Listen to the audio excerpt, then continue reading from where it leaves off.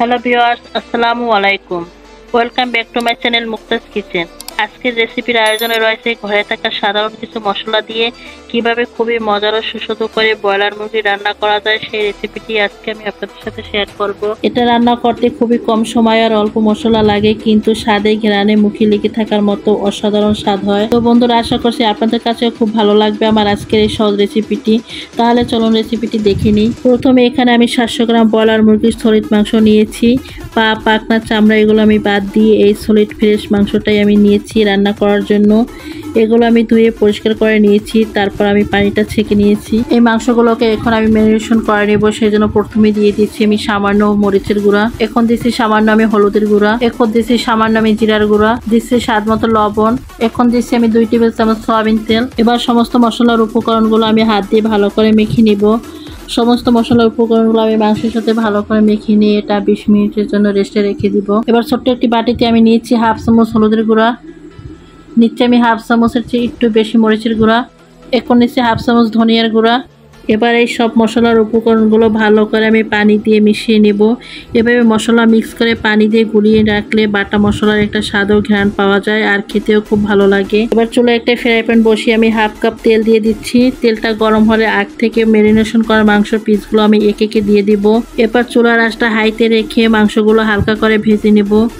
তবে একটা জিনিস লক্ষ্য রাখতে হবে, মাংসগুলো ভাজার সময় চুলার তাপটা কমিয়ে রাখা যাবে না, তাহলে মাংস থেকে পর্যাপ্ত পরিমাণে পানি বের হবে। তখন কিন্তু খুব ভালো করে মাংসগুলো ভাজা যাবে না, আর তখন কিন্তু মাংসটা খেতেও ভালো লাগবে না। মাংসটার এক পাশ হালকা ভেজে নিয়েছি, অপর পাশ উল্টিয়ে দিচ্ছি ভাজার জন্য। আমি মাংসগুলোকে 2 পাশ মিলিয়ে 4 মিনিটের মতো ভেজে নিয়েছি। এবার আমি তেল থেকে তুলে নিচ্ছি, আর বাকি মাংসগুলো আমি একইভাবে ভেজে নিব। আর এই একই তেলে আমি 2টা এখানে আলু গোটা গোটা করে কেটে নিয়েছি, সেগুলো আমি ভেজে নিব। সামান্য লবণ দিচ্ছি এই আলুর ভিতরে, সামান্য লবণ দিয়ে আলুটা আমি ভেজে নিব। তো আলুটা আমি 1 থেকে 2 মিনিটের মতো ভেজে নিয়েছি। এগুলো এখন আমি তেল থেকে তুলে নিচ্ছি। এবার চুলায় আরও একটি ফ্রাই প্যান বসিয়ে দিচ্ছি, আর মাংসগুলো ভেজে নেওয়ার পরে যে অবশিষ্ট তেল ছিল সেটা আমি দিয়ে দিচ্ছি। তার সাথে আরও আমি 2 টেবিল চামচ তেল দিয়ে দিলাম। তেলটা খুব ভালো করে গরম করে নিয়েছি। এখন এর ভিতরে দিয়ে দেবো আমি 2টা তেজপাতা, 3টা লবঙ্গ, 3 টুকরা দারচিনি আর 4টা সবুজ এলাচ। এখন এটা আমি তেলের ভিতরে দিয়ে দিচ্ছি। গোটা মশলাটা আমি 10 থেকে 15 সেকেন্ডের মতো ভেজে নিচ্ছি। ভেজে নিয়ে এখন এর ভিতরে দিয়ে দিচ্ছি আমি 1 কাপ পেঁয়াজ কুচি। এবারে পেঁয়াজ কুচিটা আমি তেল মশলার সাথে হালকা করে ভেজে নেব। হালকা বাদামি কালার হয়ে আসলে দিয়ে দিচ্ছি আমি 1/3 কাপ পেঁয়াজ বাটা। তার সাথে দিয়ে দিচ্ছি আমি 1 চামচ রসুন বাটা, 1 চামচ আদা বাটা, 1 চামচ জিরে বাটা। তারপর সব মশলাগুলো আমি ভালো করে ভেজে নিচ্ছি। এরপর মশলাগুলো ভালোভাবে ভেজে নিতে হবে তেলের উপরে, যাতে কাঁচা ঘ্রাণটা দূর হয়ে যায়। তো মশলাগুলো আমি ভালোভাবে ভেজে নিয়েছি। এবার দিয়ে দিচ্ছি আমি আগ থেকে যে মশলাগুলো গুলিয়ে রেখেছিলাম সেটা। মশলাটা দিয়ে ভালো করে আমি মিশিয়ে নিচ্ছি। তারপর মশলার বাটিটা ধুয়ে সামান্য পানি দিয়ে দিচ্ছি, যাতে মশলাটা পুড়ে না যায়। এবার মশলাটা খুব ভালোভাবে কষিয়ে নিচ্ছি। তবে এ পর্যায়ে চুলার আঁচটা মিডিয়ামে রেখে মশলাটা খুব ভালো করে কষিয়ে নিতে হবে। কষাতে কষাতে যখন মশলা থেকে সুন্দর একটা ঘ্রাণ আসবে আর তার থেকে তেলটা ছেড়ে দিবে, তখন আগ থেকে ভেজে রাখা মুরগির মাংস আর আলুটা দিয়ে দিব। এবার মাংস আর আলুগুলো মশলার সাথে খুব ভালো করে মিশিয়ে নিচ্ছি। আমি মিশিয়ে আরও 4 থেকে 5 মিনিট কষিয়ে নিচ্ছি মশলার সাথে। খুব ভালো করে আমি কষিয়ে নিয়েছি মাংসগুলো। এখন এর ভিতরে আমি 2 কাপ পানি অ্যাড করব। এখন পানির সাথে আমি মাংসটা ভালো করে মিশিয়ে নিচ্ছি। মিশিয়ে নিয়ে আমি ঢাকনা দিয়ে ঢেকে মাংসটা সিদ্ধ করে নিব মিডিয়াম আঁচে।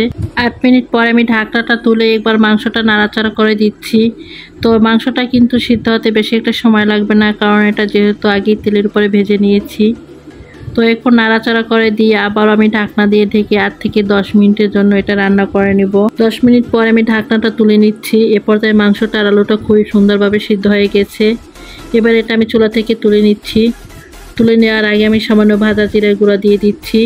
এতে মাংস থেকে খুব সুন্দর একটা ফ্লেভার আসবে, আর খেতেও খুব ভালো লাগবে। মাংস রান্না শেষে যদি এভাবে ভাজা জিরার গুঁড়োটা দেওয়া হয়, আমার কাছে কিন্তু ফ্লেভারটা দারুণ লাগে। তো আপনাদের কাছে যদি ফ্লেভারটা ভালো লাগে, তাহলে আপনারা চেষ্টা করবেন এভাবে মাংস রান্নার শেষে ভাজা জিরার গুঁড়োটা দিতে। তো জিরার গুঁড়োটা দেওয়ার পরে ভালোভাবে নেড়ে চেড়ে নিচ্ছি। নেড়ে চেড়ে নিয়ে এখন আমি চুলা থেকে তুলে নিচ্ছি। এবার আমি এই মুরগির মাংসটাকে আপনাদেরকে গরম গরম পরিবেশন করে দেখাচ্ছি। তো ব্রয়লার মুরগির মাংসটা এভাবে মাখো মাখো ভালো লাগে, তাই আমি এভাবে রান্না করে নিয়েছি। শুরু থেকে শেষ পর্যন্ত আমি ব্রয়লার মুরগির মাংসটা যেভাবে রান্না করেছি এভাবে রেসিপিটি ফলো করে রান্না করলে আশা করছি আপনাদেরও খুব ভালো লাগবে। তো বন্ধুরা, আমার আজকের এই ব্রয়লার মুরগির রেসিপিটা আপনাদের কাছে কেমন লেগেছে সেটা অবশ্যই আমাকে কমেন্ট করে জানাবেন। আর আমার রেসিপিটি যদি কোনো অংশে আপনাদের কাছে এতটুকু ভালো লেগে থাকে তাহলে লাইক শেয়ার করে দিবেন। আর আমার চ্যানেলটি যদি সাবস্ক্রাইব করা না থাকেন তাহলে অবশ্যই সাবস্ক্রাইব করে আমার পাশে থেকে যাবেন। পাশে থাকা বেল আইকনটা অন করে দিবেন যাতে আমি এরকম নিত্য নতুন ও সহজ সুন্দর রেসিপি আপলোড দেওয়ার সাথে সাথে ভিডিওটি দেখার জন্য আপনাদের কাছে নোটিফিকেশন চলে যায়। তো আজকে পর্যন্তই, সবাই ভালো থাকবেন, সুস্থ থাকবেন, সবাই সবার জন্য দোয়া করবেন। আল্লাহ হাফেজ।